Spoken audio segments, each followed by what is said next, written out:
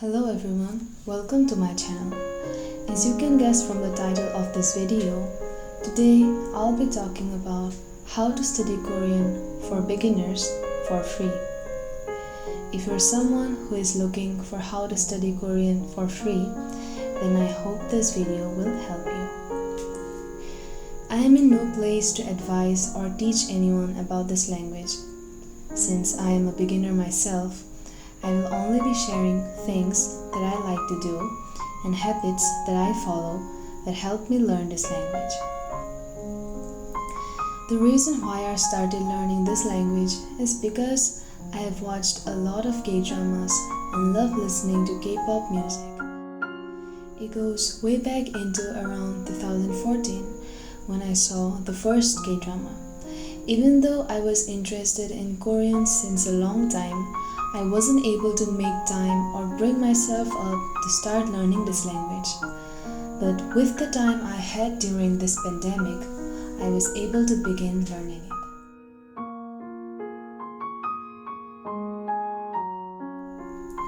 Before starting this video, I would like to point out that the materials you use, the way your notes look, don't really matter when it comes to learning something. You only need dedication and discipline to achieve your goal. Also, there is no definite time span in which you will master this language. It works differently for every person. So don't compare yourself with others' growth or expect to learn it in a fixed amount of time. It's okay to be a slow learner. It's okay to be a fast learner. The first thing I want to talk about is the resources that I use to study Korean. I use the websites talktome인korean.com and howtostudykorean.com. They both provide the lessons for free and have audios for better learning experience. They also do have some paid resources, which is of course okay if you can purchase, but are helpful enough. Talk to Me in Korean is a free learning website. They have total 10 levels. They have free lessons with a SoundCloud audio lesson attached to each of their lessons, which can also be found in Spotify. They also have books that you can purchase if you wish to from their website.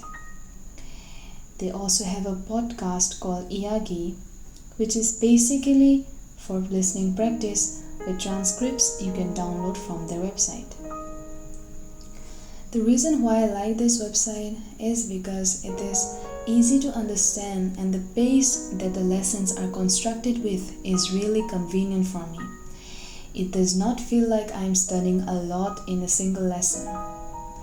They have easy examples that you can easily grasp. And since I cannot afford to buy their workbook, what I do is make more simple examples with the grammar that I learned from their lessons and check them later on an AI translator app, which is easily available. They also have a YouTube channel with the same name, Talk to Me in Korean, with various videos to help you learn even more. How to Study Korean is also a free learning website which is recommended by so many Korean learners out there. Even my favorite Korean study channel has recommended it. It has the vocabs listed separately with lots and lots of examples and of course really easy explanations of the grammar points taught. The reason why I enjoy learning from this website is because of the vocab list and the examples. Of course, when learning something new, we need as much examples we can so that we can completely get it inside our memory. They also have some paid resources like notes from the lessons, vocab list unit-wise, and workbooks which you can download if you can. But it's okay if you cannot because we have other ways to do so. I would suggest that you make as many examples as you can by yourself to learn the point even better can check them with an AI translator app or website. HowToStudyKorean.com also has a YouTube channel with more content, so please check it out. The links of both of these YouTube channels will be given in the description below. Now coming to how I study. The first thing I do is skim through the lessons and then I make notes. I listen to the podcast for Talk to Me in Korean before making notes, as it is much better to do so.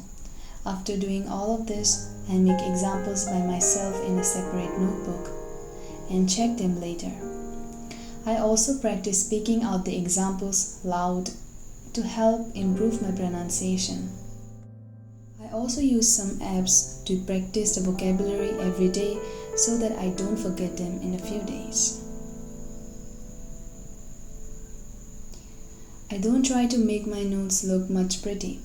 They're really simple and easy for me to understand.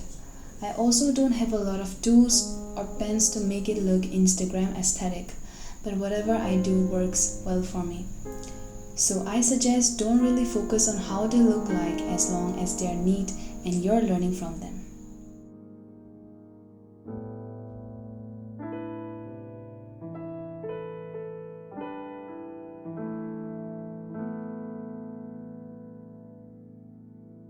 If you're starting new, I suggest you to first learn the Hangul alphabets and vowels from HowToStudyKorean.com or Talk to Me in Korean video lessons that you can find on YouTube. Then start learning from the Talk to Me in Korean lessons and How to Study Korean lessons. Take your time to find out what works best for you. These are only my suggestions, but I can assure you that they will definitely guide you as they are easily accessible and are for free. Before choosing or learning a language, think about why you want to learn it. Don't learn Korean just because it's the trend or because everyone around you is doing so. Learn it only and only if you want to, and if you're interested in this language. That's how you can effectively learn it, otherwise you won't enjoy the process. It is important to remind yourself why you started to learn Korean when you feel like it's getting difficult or when you feel like giving up. It does take time and it will get difficult, but hang in there, because once you reach your goal, it will feel so much better.